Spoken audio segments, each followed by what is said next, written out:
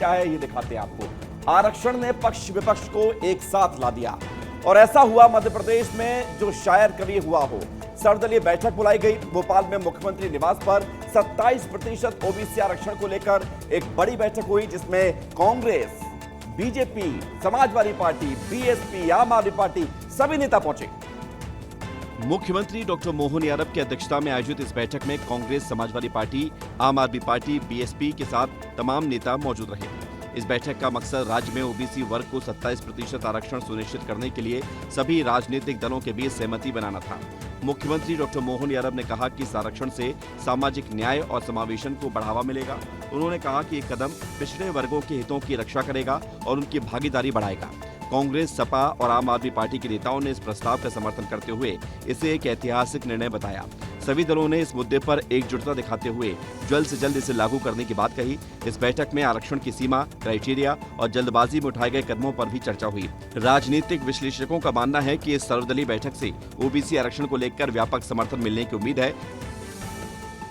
भोपाल में मुख्यमंत्री निवास में ओबीसी आरक्षण को लेकर सर्वदलीय बैठक हुई। सीएम ने क्या कहा ये भी आप देख लीजिए। सीएम हाउस में हुई सर्वदलीय बैठक में 27% ओबीसी आरक्षण को लेकर गहन मंथन हुआ। मुख्यमंत्री डॉक्टर मोहन यादव ने बैठक में कहा कि सभी दलों की भावना के आधार पर यह फैसला लिया जाएगा। उन्होंने आगे कहा कि यह आरक्षण समाज के पिछड़े वर्गों को न्याय दिलाने और उनकी भागीदारी बढ़ाने के लिए अहम है। बैठक में सर्वदलीय संकल्प पारित किया गया जिसमें सभी पार्टियों ने 27% आरक्षण को समर्थन दिया। सीएम ने बताया कि ये निर्णय राजनीतिक सहमति और जनभावना को ध्यान में रखते हुए लिया गया। और 27% आरक्षण देने के लिए हमने तो दिल खोल के कहा है कि आओ हम अपने इस 27% आरक्षण में, कांग्रेस के लोग कह रहे हम भी देना चाहते हैं, हमने भी दिया, आपने भी दिया। हमने कहा भैया आपकी बात मान लेते हैं, सर्वदलीय बैठक बुला लेते हैं। ओबीसी आरक्षण को लेकर सर्वदलीय बैठक हुई जिसमें कानूनी अड़चनों पर चर्चा हुई। जीतू पटवारी ने भी अपनी बात कही। जीतू पटवारी ने कहा कि मुख्यमंत्री ने ओबीसी आरक्षण को लेकर सभी दलों की भागीदारी से बैठक बुलाई थी। इस दौरान ओबीसी आरक्षण को लेकर कानूनी अड़चनों और बाधाओं पर विस्तार से चर्चा हुई। पटवारी ने बताया अगर शीघ्र ही ओबीसी आरक्षण लागू करने का रास्ता निकलता है तो ठीक है और ये राज्य के लिए एक सकारात्मक कदम होगा। माननीय मुख्यमंत्री जी ने सर्वदलीय मीटिंग बुलाई। ओबीसी का जो कांग्रेस पार्टी आरक्षण लेके आई थी उस पर जो कानूनन अड़चनें हैं उसको लेकर चर्चा के लिए, तो चूँकि ये स्वागत योग्य है कि वकीलों को एक जगह बैठ के एक साथ मिल के अगर कोई बात ऐसी होती है जिससे आरक्षण ओबीसी का जल्दी से लागू हो जाए तो ये पॉजिटिविटी है। ओबीसी आरक्षण के मुद्दे पर सर्वदलीय सहमति ने उम्मीदों को बढ़ाया है। ये अब देखना बाकी है कि सरकार कब और कैसे इसे लागू करती है। भोपाल में 27% ओबीसी आरक्षण को लेकर जारी विवाद में उमंग सिंघार ने राजनीति से ऊपर उठकर शीघ्र समाधान की मांग की। उमंग सिंघार ने जोर देकर कहा कि किसी भी सामाजिक हित के मुद्दे पर राजनीति नहीं होनी चाहिए। उन्होंने स्पष्ट किया कि 27% ओबीसी आरक्षण का रास्ता जल्द से जल्द साफ होना चाहिए। सिंघार ने बताया कि मुख्यमंत्री पहले से ही 27% आरक्षण देने के पक्ष में थे, लेकिन इस फैसले के सामने कई पेचीदगियां थी।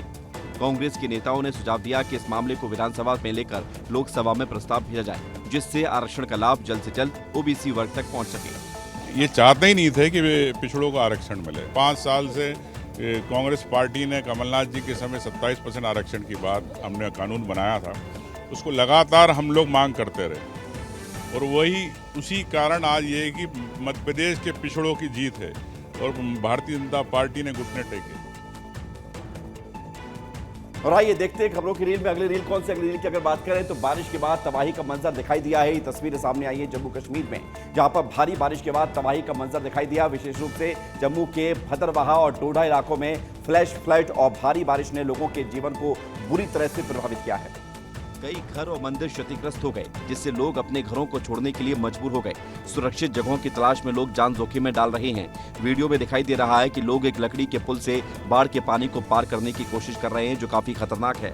इस प्राकृतिक आपदा ने लोगों की जिंदगी को बुरी तरह से अस्त-व्यस्त कर दिया है। प्रशासन और राहत कार्य बचाव में जुटे हुए लोग स्थिति को कंट्रोल करने के लिए लगातार जुटे हुए हैं। लोगों की मदद भी की जा रही है, लेकिन हालात अभी भी गंभीर बने हुए हैं। लोगों को सुरक्षित स्थानों पर पहुंचाने के लिए हर संभव प्रयास किए जा रहे हैं, लेकिन बाढ़ के पानी और भूस्खलन के खतरे ने राहत कार्यों को और भी ज्यादा चुनौतीपूर्ण बना दिया है। इस आपदा में कई लोगों की जान जाने की खबरें भी आ रही हैं, जो इस स्थिति की गंभीरता को दर्शाती है। राज्य सरकार और केंद्र सरकार दोनों ही इस आपदा से निपटने के लिए सक्रिय रूप से काम कर रही हैं। अगली रील है हमीरपुर से, जहां पर गुसियारी गांव में लगातार हो रही मूसलाधार बारिश के चलते कच्चा मकान चंद मिनटों में ही भर भरा कर गिर गया, जिसका वीडियो सोशल मीडिया पर वायरल हुआ। इस घटना में किसी तरह की जनहानि नहीं हुई, जो कि एक बड़ी राहत की बात है। बारिश की वजह से मकान की नींव कमजोर हो गई और अचानक ही ये ढह गया। स्थानीय लोगों के अनुसार बारिश के दौरान कई घरों में दरारें भी आ गई थी, लेकिन इस मकान की स्थिति सबसे ज्यादा खराब थी। घटना के वक्त आसपास के लोग सतर्क हो गए और किसी को चोट नहीं लगी। वीडियो में भी साफ देखा जा सकता है कि किस तरह से भर भरा कर मकान गिर गया। अगर कोई अंदर मौजूद होता तो उसे बचाना लगभग नामुमकिन था। प्रशासन को इस बारे में सूचना दी गई और वो स्थिति पर नजर बनाए हुए है। बारिश के चलते पूरे क्षेत्र में कई जगहों पर जल भराव और मकानों को नुकसान हो रहा है। लोगों ने प्रशासन से मदद की अपील की है ताकि ऐसे हादसों से बचा जा सके। सोशल मीडिया पर इस घटना का वीडियो तेजी से वायरल हो रहा है, जहां मकान गिरने का पूरा दृश्य देखा जा सकता है। स्थानीय अधिकारियों ने लोगों से सावधानी बरतने और बारिश के दौरान घरों की मरम्मत कराने की सलाह दी है।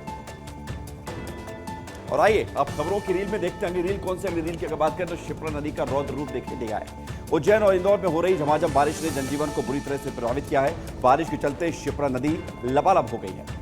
इस सीजन में पहली बार नदी का रौद्र रूप देखने को मिला है। शिप्रा नदी का जलस्तर खतरनाक रूप से बढ़ गया है, जिससे नदी उफान पर आ गई और किनारों से आगे निकलकर पानी शहरों में घुसने लगा। इन हालातों से कई इलाकों में छोटे बड़े मंदिर जलमग्न होते हुए नजर आए। लोगों के घरों में भी पानी घुस गया है, जिससे उन्हें अपने घरों को छोड़ने की नौबत आ गई है। बारिश के इस प्रकोप से सड़कें जलमग्न हो गई हैं और वाहनों की आवाजाही बुरी तरह से प्रभावित हुई है। कई जगहों पर बिजली आपूर्ति भी बाधित हो गई है, जिससे लोगों को परेशानियों का सामना करना पड़ रहा है। प्रशासन ने लोगों को सतर्क रहने और सुरक्षित स्थानों पर जाने की सलाह दी है। राहत और बचाव कार्य जारी है, लेकिन बारिश का रुकना ही स्थिति को नियंत्रित करने का एकमात्र समाधान नजर आ रहा है। शिप्रा नदी का उफान विशेष रूप से उज्जैन में चिंता का विषय बना हुआ है, जहां नदी के किनारे बसे कई मंदिर और ऐतिहासिक स्थल पानी में डूब गए हैं। अगली रील है ओंकारेश्वर से, जहां पर पंचवर्षीय 12 ज्योतिर्लिंग यात्रा लगातार चौथे वर्ष निकाली जा रही है और बड़ी संख्या में श्रद्धालुओं ने इसमें हिस्सा लिया है, जिसमें पंडित श्रीकांत जोशी और इष्ट मित्रों के मार्गदर्शन में मां नर्मदा के पवित्र जल से 12 ज्योतिर्लिंगों पर जलाभिषेक की विशेष परंपरा निभाई जा रही है। यात्रा में लगभग 40 से 50 भक्त शामिल होकर मां नर्मदा के पवित्र कलश के साथ 12 ज्योतिर्लिंगों में जल चढ़ाते हैं। हर साल ये यात्रा नर्मदा तट से शुरू होकर सभी ज्योतिर्लिंगों तक पहुंचती है, जहां श्रद्धालु शिव भक्ति में लीन होकर जलाभिषेक करते हैं। ये यात्रा न केवल एक धार्मिक आयोजन है, बल्कि एक ऐसा मंच भी प्रदान करती है जहाँ लोग एकजुट होकर मानवता की भलाई के लिए प्रार्थना करते हैं। यह यात्रा पंचवर्षीय 12 ज्योतिर्लिंग श्री शिव प्रेरणा मां नर्मदा अमृत कलश यात्रा 5 वर्षों का संकल्प है और यह वर्ष चतुर्थ वर्ष है। प्रतिवर्ष 12 ज्योतिर्लिंग में मां नर्मदा का जल अर्पित किया जाता है सभी ओंकार के भक्तों के द्वारा। अगली रील उज्जैन से, जहां पर बाबा महाकाल का श्रृंगार देखते ही बनता है। बाबा महाकाल को गणेश जी के रूप में सजाया गया। कालों के काल महाकाल ने अपने बेटे गणपति का रूप धारण किया, जिससे विश्व प्रसिद्ध महाकाल दरबार में गणेश उत्सव की धूम दिखी। बाबा महाकाल को आकर्षक भोग, मावे, ड्राई फ्रूट और चंदन से श्रृंगार किया गया, जो भक्तों के लिए एक मनमोहक दृश्य प्रस्तुत करता है। इस दृश्य को देखते ही बाबा महाकाल के दरबार में गणपति बप्पा के जयकारों से गूंज उठा। यही नहीं, अब अगले 10 दिनों तक बाबा महाकाल अलग अलग रूपों में गणपति बप्पा के रूप में दिखाई देंगे, जिससे भक्तों में उत्सव का माहौल है। देश भर में गणेश उत्सव की धूम है और ऐसे में महाकाल दरबार में भी इस त्योहार की विशेष महत्ता देखी गई है। बाबा महाकाल को गणपति के रूप में सजाने का ये विशेष आयोजन भक्तों के लिए एक आध्यात्मिक अनुभव बन गया है। ड्राई फ्रूट और चंदन से किए गए विशेष श्रृंगार ने इस दृश्य को और भी ज्यादा डिवाइन बना दिया। महाकाल दरबार में गूंजे गणपति बप्पा के जयकारों ने भक्तों के मन में उत्साह और श्रद्धा का संचार किया। मध्य प्रदेश में लगातार लड़कियों के गायब होने की घटनाएं सामने आ रही हैं। पहले अर्चना तिवारी, उसके बाद श्रद्धा तिवारी और अब रायसेन की रहने वाली निकिता लोधी लापता है। निकिता को लापता हुए 9 दिन बीत चुके हैं, लेकिन अब तक पुलिस को निकिता का सुराग नहीं मिल पाया है। इसलिए कहना पड़ रहा है कि मध्य प्रदेश लगातार लड़कियों के रहस्यमयी ढंग से गायब होने की घटनाओं से दहल गया है। रायसेन जिले की निकिता लोधी की गुमशुदा होने की घटना ने पुलिस और परिजनों की चिंता बढ़ा दी है। परिजनों ने बताया है कि 18 अगस्त को 21 साल की निकिता लोधी घर से कॉलेज की फीस जमा करने निकली थी, लेकिन वापस नहीं लौटी। जब देर शाम तक निकिता वापस नहीं लौटी तो परिजनों ने आस पड़ोस में, रिश्तेदारों में और परिजनों से पूछताछ की। निकिता के दोस्तों से उसके बारे में पूछा गया, लेकिन निकिता नहीं मिली। 10 बजे आ गई थी दादाजी के संग। दादा काम से लग गए, वे अपने कॉलेज चली गई। कॉलेज से आई घंटा में और जहाँ थोड़ी बहुत रुकी और छोटी बच्ची से क्या हम फीस जमा करें, फिर लौटी नहीं है। अगली रील है जगदलपुर से, जहां पर छत्तीसगढ़ बीजेपी प्रदेश अध्यक्ष का एक अलग अंदाज देखने को मिला है, जब उन्होंने जगदलपुर में कार्यक्रम के दौरान मंच पर मैं शायर तो नहीं गाना गुनगुनाया। ये क्षण कार्यक्रम में उपस्थित लोगों के लिए हैरान कर देने वाला जरूर था, लेकिन लोगों ने गाने का लुत्फ भी लिया।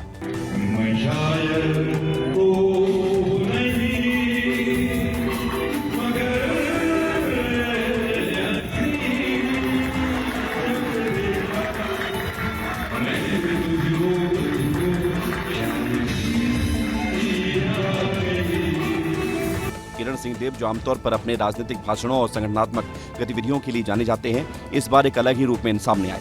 उनके गाने ने माहौल को हल्का और मित्रवत बना दिया। लोगों ने उनके इस अंदाज को खूब सराहा भी।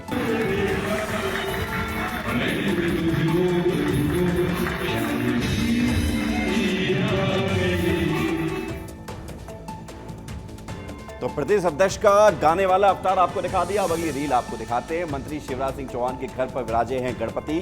भोपाल में केंद्रीय कृषि मंत्री शिवराज सिंह चौहान के घर पर गणपति बप्पा विराजमान हो गए और इस अवसर पर शिवराज सिंह चौहान ने गणपति का एक वीडियो सोशल मीडिया पर शेयर किया, जिसमें उनका घर आंगन में मंगल स्वर गूंज रहे हैं। उन्होंने कैप्शन में लिखा, गणपति बप्पा घर विराजे हैं, आंगन में मंगल स्वर गूंज रहे हैं, हृदय में श्रद्धा के दीप टिमटिमा रहे हैं, मंगल मूर्ति का आगमन सर्व मंगल करे। इस वीडियो में गणेश चतुर्थी के उत्सव की झलक देखी जा सकती है, जहां पारंपरिक तरीके से भगवान गणेश की पूजा अर्चना की गई।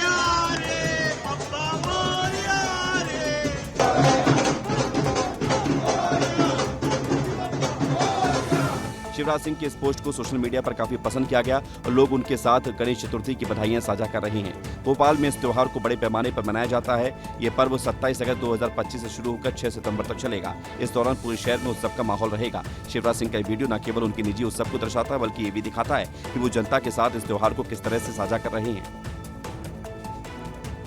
उधर सलमान खान के घर पर भी गणपति विराजे हैं और हर कोई बेचैन रहता है कि सलमान खान गणपति जब लेकर आए तो वो तस्वीर देखें। वो तस्वीर आप देख लीजिए। सलमान खान, उनके माता पिता सलीम और सलमा खान, साथ ही भाई बहन अरबाज, सोहेल, अलविदा और अर्पिता समेत सभी परिवार के सदस्यों ने पूजा अर्चना में हिस्सा लिया।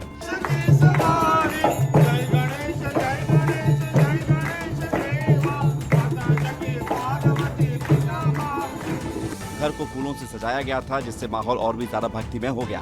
सलमान ने खुद आरती की, पप्पा का आशीर्वाद लिया। वीडियो में देखा जा सकता है कि कैसे परिवार के सभी सदस्य एक साथ पूजा में शामिल हुए। इस दौरान रितेश देशमुख, जेनेलिया डिसूजा समेत कई सलमान के करीबी दोस्त भी मौजूद रहे। बच्चों ने भी बढ़ चढ़कर हिस्सा लिया, पप्पा की आरती उतारी। गणपति बप्पा की मूर्ति को फूलों से सजाया गया था, जो देखने में बहुत ही खूबसूरत लग रहा था। इस बार का गणेश चतुर्थी परिवार के लिए और भी ज्यादा खास रहा, क्योंकि सभी ने मिलकर इस त्योहार को धूमधाम से मनाया।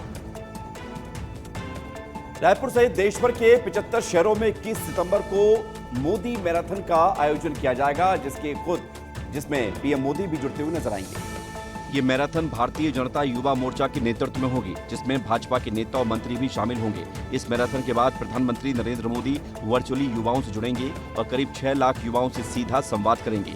ये कार्यक्रम न केवल एक खेलकूद का आयोजन है, बल्कि युवाओं को प्रेरित करने और उन्हें राष्ट्रीय विकास में भागीदार बनाने का एक बड़ा प्रयास है। मैराथन के माध्यम से फिटनेस, अनुशासन और देशभक्ति की भावना को बढ़ावा देने का लक्ष्य है। रायपुर में होने वाले इस आयोजन को लेकर स्थानीय स्तर पर भी काफी उत्साह देखने को मिल रहा है।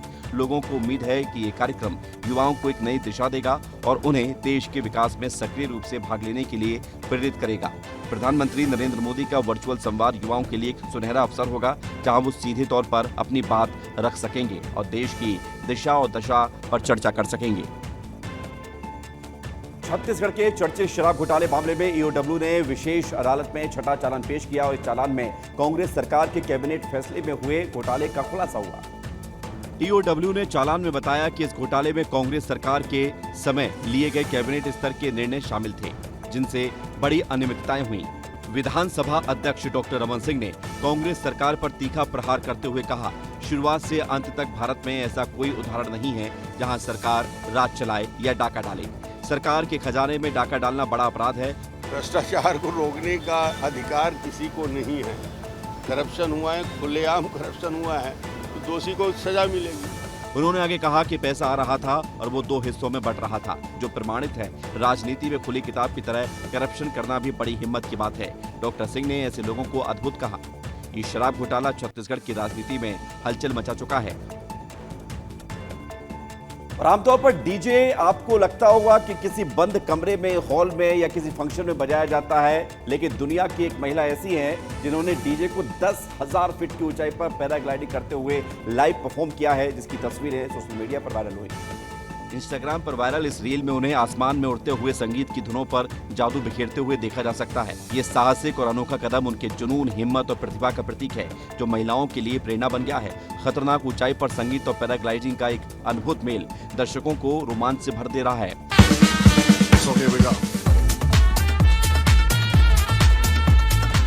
इस प्रदर्शन ने सोशल मीडिया पर तहलका मचा दिया, जहां लोग उनकी हिम्मत और कला की तारीफ कर रहे हैं। ये उपलब्धि न केवल डीजे के क्षेत्र में बल्कि साहसिक खेलों में भी एक नया कीर्तिमान स्थापित करती है। इस महिला डीजे ने साबित कर दिया है कि मेहनत और साहस के दम पर कोई भी सपना हकीकत में बदला जा सकता है। उनका ये प्रदर्शन दुनिया भर के संगीत प्रेमियों और साहसिक खेलों के शौकीनों के लिए एक यादगार पल बन गया है। तो देखिए, आसमान में भी डीजे बजाया जा रहा है। अगली रील क्या है ये आपको दिखाते हैं। बारिश के दौर में लोगों की लापरवाही, लोगों की इतनी लापरवाही करते हैं कि कई बार अपनी जान जोखिम में डाल देते हैं, जान मुश्किल में फंस जाती है, लेकिन लोग सुधरते नहीं है। ये रील आपको देखनी चाहिए, क्योंकि अगर आप बारिश के दौर में फंसे कहीं जहां पर पानी हो, वहां पर सावधानी से आपको चलना है। नहीं चलेंगे तो फिर क्या होगा, ये रील में देख लीजिए। एक बाइकर ने बाढ़ के पानी से भरे हुए रास्ते को पार करने की कोशिश की, लेकिन पानी की तेज धारा में उसकी बाइक फंस गई। बाइकर ने अपनी जान जोखिम में डालकर आगे बढ़ने की कोशिश की, लेकिन बाइक पानी में डूब गई और वो भी बहने लगा। वीडियो में साफ दिखाई दे रहा है कि कैसे बाइकर ने अपनी जान बचाने के लिए पानी में तैरना भी शुरू किया। आसपास के लोग मदद के लिए पहुंचे, लेकिन बाढ़ की वजह से उन्हें भी मुश्किलें हुई। इस घटना से लोगों को बाढ़ के दौरान सावधानी बरतने का संदेश मिला है। बाइकर की बाइक पूरी तरह से पानी में डूब गई, बड़ा नुकसान भी हुआ। बाइकर की इस खतरनाक कोशिश ने सोशल मीडिया पर ध्यान खींचा है। लोग इसको लेकर अपनी कमेंट्स कर रहे हैं। वीडियो बना रहे शख्स ने भी बाइकर को चेतावनी दी थी। उसने बाइक सवार से कहा कि होशियारी नहीं दिखाना, नहीं तो भारी पड़ सकती है। इस घटना से सीख मिलती है कि बाढ़ के समय सुरक्षित रहना ही बेहतर विकल्प है। अगली रील है जम्मू कश्मीर से, जहां पर बारिश के बाद तबाही के मंजर की तस्वीरें सामने आ रही हैं। बड़ी बात यह है कि तवी नदी ने भारी बारिश के बाद तबाही मचा दी थी और अब पानी कुछ कम हुआ है। नदी का जलस्तर बढ़ने से निचले इलाकों में भारी नुकसान हुआ, लेकिन अब जलस्तर कम हो रहा है, जिससे लोगों को कुछ राहत मिली है। हालांकि सावधानी बरतने की सलाह दी गई है, क्योंकि वीकेंड तक फिर से बारिश आने की संभावना है। वीडियो में दिखाई गई तबाही का मंजर दिल दहला देने वाला है, जहां एक कार मलबे में दबी हुई दिख रही है। नदी का पानी इतना तेज था कि सड़कें और पुल भी क्षतिग्रस्त हो गए। स्थानीय प्रशासन और सेना राहत और बचाव कार्य में जुटी हुई है। लोगों को नदी के पास जाने से मना कर दिया गया है। बारिश के चलते हुए नुकसान की भरपाई में समय लगेगा, लेकिन स्थिति अब धीरे धीरे कंट्रोल में आ रही है। लोगों को सतर्क रहने और सुरक्षित स्थानों पर जाने की सलाह दी गई है। तभी नदी का जलस्तर भी कम होना एक राहत की बात है, लेकिन बारिश का खतरा भी टला नहीं है। जम्मू के निवासी इस मुश्किल घड़ी में एक दूसरे का साथ दे रहे हैं। प्रशासन ने लोगों से सहयोग की अपील की है और स्थिति पर नजर रखी जा रही है। सुकमा जिले में अब भी बाढ़ जैसे हालात नजर आ रहे हैं। बारिश के चलते जनजीवन अस्त व्यस्त हो गया है, सड़कें बंद हैं, इसलिए पिछले 2 दिन से लंबा जाम लगा हुआ है। जगदलपुर से हैदराबाद, विजयवाड़ा की ओर, सुकमा से मलकानगिरी उड़ीसा की ओर जाने वाले मार्ग पर अब भी 4 फीट से अधिक पानी है। NH30 2 दिनों से बंद है। गाड़ियों की 2 किलोमीटर लंबी कतार खड़ी है। बाढ़ के चलते स्वास्थ्य सेवा नहीं मिल पा रही है। गर्भवती महिला पिछले कई घंटों से अस्पताल जाने के लिए जाम में खड़ी है। ये तस्वीरें सामने आई हैं। NH30 का जो रास्ता है वो नहीं खुला है। अब भी जो है NH30 पे गाड़ियों की जगह जो है नावें चल रही हैं और नाव पे जो है यात्रियों को इस पार से उस पार और उस पार से इस पार लाया जा रहा है। भैया, आप कहाँ से आ रहे हैं? मैं गुड़ीवाड़ा से आ रहा था, आंध्रा से जगदलपुर जाना था। कब से आपकी गाड़ी फंसी हुई है? 26 तारीख से। इधर कहाँ जा रहे हैं आप? जगदलपुर। जगदलपुर जा रहे हैं। अगली रील है दक्षिण कोरिया से, जहां पर छत्तीसगढ़ के सीएम विष्णुदेव साय दौरे पर हैं, लेकिन दौरे के दौरान भी सीएम ने अपने प्रदेश का हालचाल जाना है। बाढ़ की स्थिति का आकलन क्या है? मुख्यमंत्री विष्णुदेव साय ने दक्षिण कोरिया से वीडियो कॉन्फ्रेंसिंग के जरिए बस्तर, दंतेवाड़ा, बीजापुर और सुकमा जिले के कलेक्टरों और वरिष्ठ अधिकारियों के साथ बैठक की। इस बैठक में उन्होंने बाढ़ प्रभावित क्षेत्रों की स्थिति और राहत कार्यों की जानकारी ली। मुख्यमंत्री ने अधिकारियों को निर्देश दिया कि प्रभावित परिवारों को हर संभव मदद पहुंचाई जाए और क्षतिग्रस्त मकानों की मरम्मत के लिए जरूरी सामग्री और राहत राशि जल्द से जल्द बांटी जाए। इस बात की जानकारी उन्होंने खुद एक्स पर साझा की। उन्होंने लिखा कि प्रभावित परिवारों को हर संभव सहायता उपलब्ध कराने, क्षतिग्रस्त मकानों की मरम्मत हेतु आवश्यक सामग्री और राहत राशि का शीघ्र वितरण करने, प्रभावित गांवों में सड़क संपर्क और बिजली आपूर्ति बहाल करने के लिए युद्ध स्तर पर कार्य करने अधिकारियों को निर्देशित किया गया है। अब आपको एक ऐसी गाड़ी दिखाने जा रहे हैं जिसको देखने के बाद आप थार को भूल जाएंगे, लेकिन ये गाड़ी आपको मिलेगी नहीं, क्योंकि ये भारतीय सेना में ये गाड़ी आई है और इसकी मदद से बाढ़ग्रस्त वाले इलाकों में लोगों को बचाया गया है। ये गाड़ियां जो हाल ही में भारतीय सेना में शामिल की गई है, अमृतसर में बाढ़ से प्रभावित लोगों को बचाने के लिए तैनात की गई। एटोर N1200 एक उभयचर वाहन है जो गहरे पानी, ऊबड़ खाबड़ वाले रास्तों में इलाकों में आसानी से चल सकता है। ये वाहन -40 डिग्री सेल्सियस से लेकर +45 डिग्री सेल्सियस तक के तापमान में काम करने में सक्षम है और कोहरे, तूफान और भारी बारिश के साथ बर्फीले तूफानों में भी अपना काम जारी रख सकते हैं, जिसे JSW गेको मोटर्स के द्वारा भारत में ही बनाया गया है। प्रारंभ में रक्षा मंत्रालय ने 250 करोड़ रुपए के अनुबंध के तहत 96 यूनिट्स का ऑर्डर दिया था। ये वाहन फंसे हुए लोगों को सुरक्षित स्थानों तक पहुंचाने में मदद कर रहा है। भारतीय सेना की इस तकनीकी रूप से उन्नत गाड़ी ने लोगों को बचाने में महत्वपूर्ण भूमिका निभाई है। दिल्ली में DTC की यू स्पेशल बस सेवा फिर से शुरू हो गई है, जो छात्रों और युवाओं के लिए खास तौर पर तैयार की गई है। ऐसे में CM ने भी अपने कॉलेज के दिनों को याद किया। इस बस में गिटार और ड्रम की धुनों के साथ माहौल और भी ज्यादा खुशनुमा हो गया। दिल्ली की मुख्यमंत्री रेखा गुप्ता ने सेवा का शुभारंभ किया।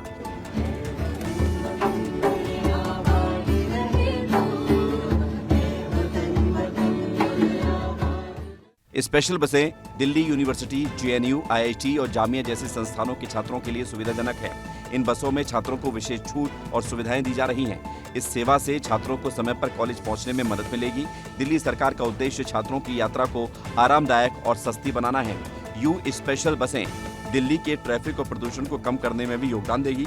छात्रों ने इस पहल का स्वागत किया है और इसे एक अच्छी शुरुआत माना है। दिल्ली सरकार का कहना है कि ये सेवा छात्रों के लिए एक बड़ा तोहफा है।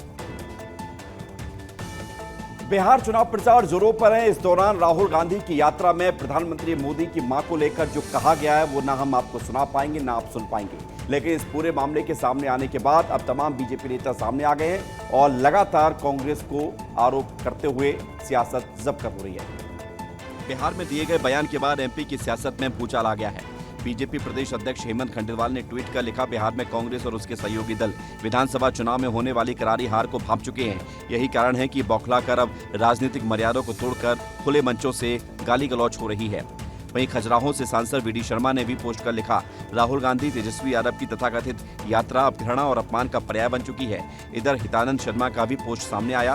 उसमें उन्होंने लिखा कि राहुल गांधी और तेजस्वी यादव की यात्रा के मंच से PM मोदी की स्वर्गीय माताजी के लिए बेहद अभद्र भाषा का उपयोग किया गया। राजनीति में ऐसी नीचता पहले कभी नहीं देखी गई। ये यात्रा अपमान, घृणा और स्तरहीनता की सारी हदें पार कर चुकी है। मध्य प्रदेश के बालाघाट जिले में पुलिस ने ऑनलाइन सट्टोरियों के खिलाफ एक बड़ी कार्रवाई की है। किरनापुर पुलिस ने छापा मारकर ऑनलाइन सट्टा खिलाते 3 आरोपियों को गिरफ्तार किया है। पुलिस ने तीनों आरोपियों के खिलाफ पब्लिक गैम्बलिंग एक्ट और भारतीय न्याय संहिता की धाराओं में मामला दर्ज कर जांच शुरू कर दी है। इस ऑनलाइन ऐप में जुड़ने के लिए मेंबरशिप के नाम पर 300 रुपए लिए जाते थे, जो किसी अकाउंट में जाते थे और उसके बदले इन्हें क्लाइंट दिया जाता था। मौके पर आरोपी पारस दुबे, मोहम्मद शुएब और रामेश्वर राजपूत को विन बज ऐप और वेबसाइट के जरिए ऑनलाइन सट्टा संचालित करते हुए पकड़ा गया। हमें सूचना मिली कि एक घर में 2 भिलाई के लोग और एक लोकल कुछ संदिग्ध गतिविधियों में लगे हुए। रेड किया तो हमने देखा कि सट्टा जुआ का चल रहा था वहाँ पे।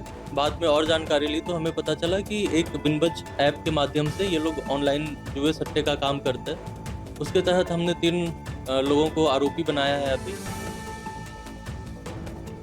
दिल्ली में भी बाढ़ का खतरा मंडरा रहा है, क्योंकि दिल्ली में यमुना का जलस्तर लगातार खतरे के निशान के आसपास बना हुआ है और इसको देखते हुए लोगों में दहशत है। इस स्थिति से निपटने के लिए जिला मजिस्ट्रेट ने मयूर विहार क्षेत्र में बाढ़ राहत शिविर स्थापित किए हैं। ये शिविर लोगों को सुरक्षित स्थान प्रदान करने और बाढ़ से प्रभावित लोगों की मदद करने के लिए बनाए गए हैं। शिविरों में सफेद टेंट लगाए गए हैं, जहां लोग रह सकते हैं और आवश्यक सुविधाएं उपलब्ध कराई जा रही हैं। स्थानीय प्रशासन और NDRF की टीमें राहत कार्यों में लगी हुई हैं। लोगों को सुरक्षित स्थानों पर पहुंचाया जा रहा है और उन्हें खाना, पानी और चिकित्सा सुविधाएं दी जा रही हैं। बाढ़ के कारण कई इलाकों में जल भराव हुआ है और लोगों को अपने घरों को छोड़ना पड़ा है। प्रशासन ने लोगों से सतर्क रहने और बाढ़ से संबंधित सूचनाओं पर ध्यान देने की अपील की है। राहत शिविरों में सुरक्षा के पुख्ता इंतजाम किए गए हैं और लोगों को किसी भी आपात स्थिति में तुरंत मदद पहुंचाने के लिए तैयारियां की गई हैं। वैष्णो देवी हादसे के बाद मंदसौर के भीलखेड़ी गांव में मातम का माहौल है, क्योंकि रविवार को मंदसौर से 7 यात्री वैष्णो देवी दर्शन के लिए ट्रेन से रवाना हुए थे। मंगलवार दोपहर हुए भयानक हादसे में इन यात्रियों को भी भारी नुकसान हुआ है, जिसमें एक महिला और एक पुरुष की मौत हो गई, जबकि 3 यात्री घायल हो गए। घटना के बाद 2 युवक अर्जुन गुर्जर और परमानंद गुर्जर लापता थे, लेकिन 2 दिन बाद रात में उन्होंने मोबाइल पर परिजनों से संपर्क किया और बताया कि वो दिल्ली तक पहुंच गए हैं। विस्तार न्यूज की टीम ने गाँव पहुंचकर परिजनों और ग्रामीणों से बात की, जहाँ हर कोई चिंतित दिखा है। मंदसौर जिले के एक छोटे से गांव का जत्था, करीब 7 यात्रियों का जत्था जो है रविवार के दिन वैष्णो देवी दर्शन के लिए रवाना हुआ था। और देखिए ये इस वक्त जो है अर्जुन और परमानंद जो कि लापता थे, वो सकुशल लौटे हैं। अर्जुन से हम बात कर पा रहे हैं। अर्जुन, अर्जुन क्या हाल है तुम्हारे? अभी तो ठीक है हमारा। अगली रील है भोपाल से, जहां पर राष्ट्रीय मानवाधिकार आयोग ने हताईखेड़ा डैम और चंदेरी डैम पर हो रहे अवैध मछली व्यापार को लेकर सख्ती बरतने की मांग की है।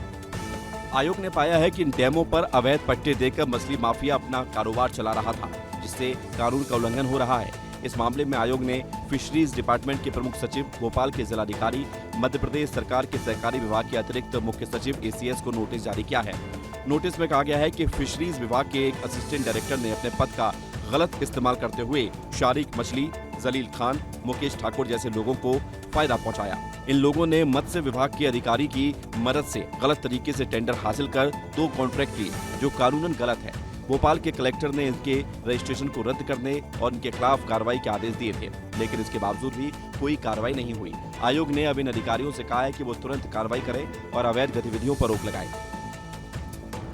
अगली रील है गरियाबंद से, जहां पर उड़ीसा सीमा से लगे देवभोग अमलीपदर तहसील क्षेत्र के 150 से ज्यादा गांव में नवा खाई का पर्व धूमधाम से मनाया गया। इस पर्व में नए कपड़े पहनकर अपने इष्ट देवों का पूजन कर पहले नए अनाज का भोग लगाया जाता है, फिर उसी अन्न को प्रसाद के रूप में ग्रहण कर नवान्न भक्षण की परंपरा को निभाया जाता है। पूरे क्षेत्र में त्योहार की धूम मची हुई है।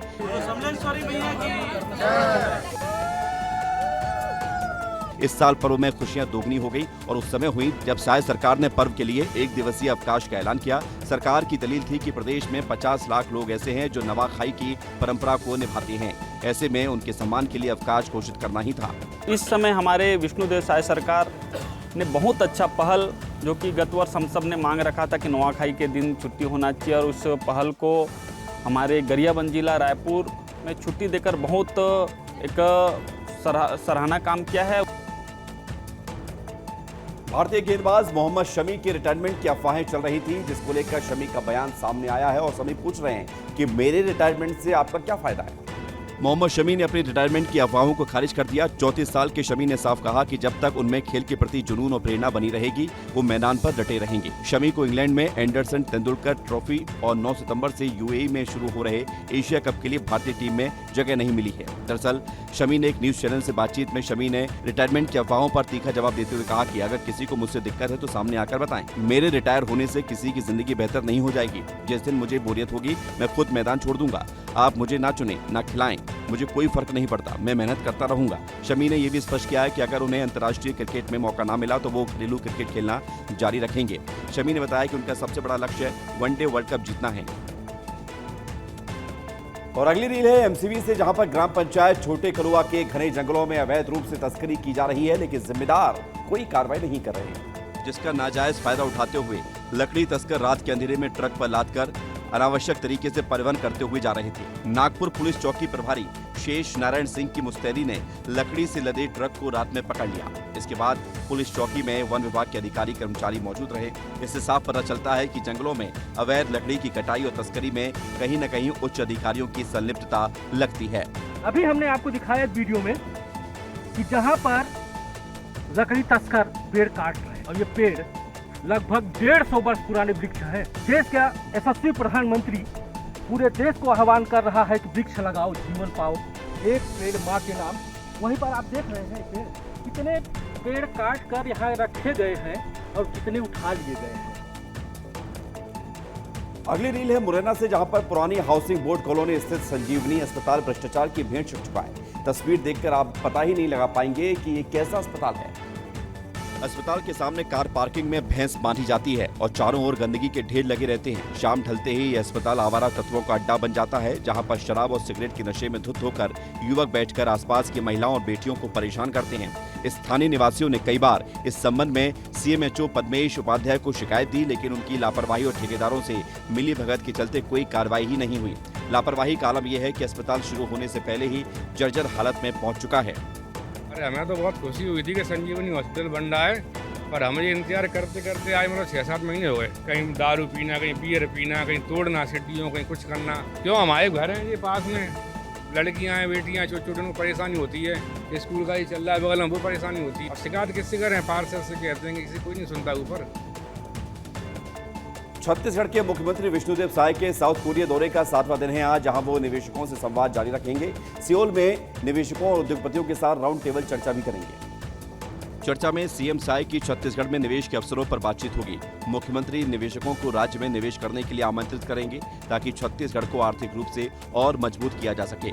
इस दौरे के दौरान आईटी, इलेक्ट्रॉनिक्स, सेमीकंडक्टर जैसे क्षेत्रों से निवेश की उम्मीद है। साथ ही फार्मा और टेक्सटाइल सेक्टर से बड़े निवेश की संभावना नजर आ रही है। बीते दिन मुख्यमंत्री ने एडवांस्ड टेक्नोलॉजी सेंटर एसोसिएशन यानी ATCA के चेयरमैन ली जे जेंग और अन्य वरिष्ठ अधिकारियों से मुलाकात की। ATCA एक ऐसा संगठन है जो आईटी, इलेक्ट्रॉनिक्स, सेमीकंडक्टर और टेक्सटाइल जैसे क्षेत्रों की 60 से ज्यादा कंपनियों का नेटवर्क है।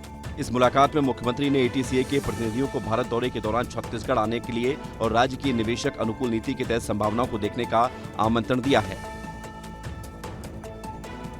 ऋषि पंचमी के मौके पर छत्तीसगढ़ के गरियाबंद में सांपों की शोभा यात्रा निकाली गई। इस शोभा यात्रा को देखने के लिए बड़ी संख्या में लोग इकट्ठा हुए हैं। इस रील को आप भी देखिए। फिंगेश्वर के देवरी गांव से शुरू हुई ये शोभा यात्रा सुबह से ही हजारों लोगों की भागीदारी के साथ संपन्न हुई। लोगों ने सांपों की पूजा अर्चना में बढ़ चढ़कर हिस्सा लिया और विभिन्न प्रजातियों के सांपों को देखने के लिए दूर दूर से लोग भी पहुंचे।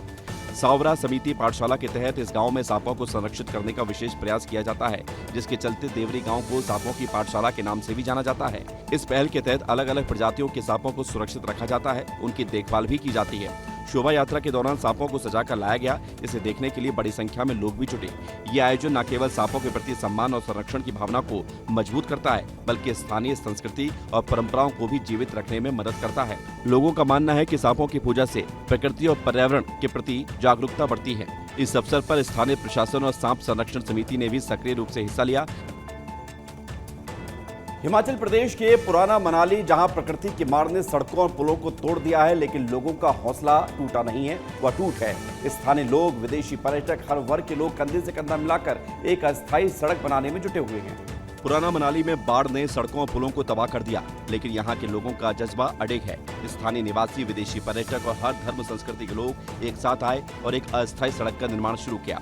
ये नजारा याद दिलाता है कि भगवान राम के राम सेतु का, जब उन्होंने वानर सेना और समुद्र के जीवों के साथ मिलकर लंका तक एक पुल बनाया था। ठीक वैसा ही यहाँ पर हर व्यक्ति ने अपने मतभेद भुलाकर एकजुटता दिखाई। कोई मजदूर, कोई पर्यटक, कोई स्थानीय, सब ने मिलकर एक संकट को अवसर में बदला। यह अस्थायी सड़क न सिर्फ एक रास्ता है, बल्कि भारत की उस आत्मा का प्रतीक है जो संकट में एक हो जाती है। जैसे राम सेतु ने भगवान राम को लंका तक पहुँचाया, वैसे ही ये सड़क पुराना मनाली को फिर से जोड़ रही है। ये है हमारे देश की ताकत। जब संकट आता है तो सब एकजुट हो जाते हैं। पुराना मनाली की ये कहानी हमें सिखाती है कि एकजुटता से हर मुश्किल को पार किया जा सकता है। ये है भारत की असली ताकत।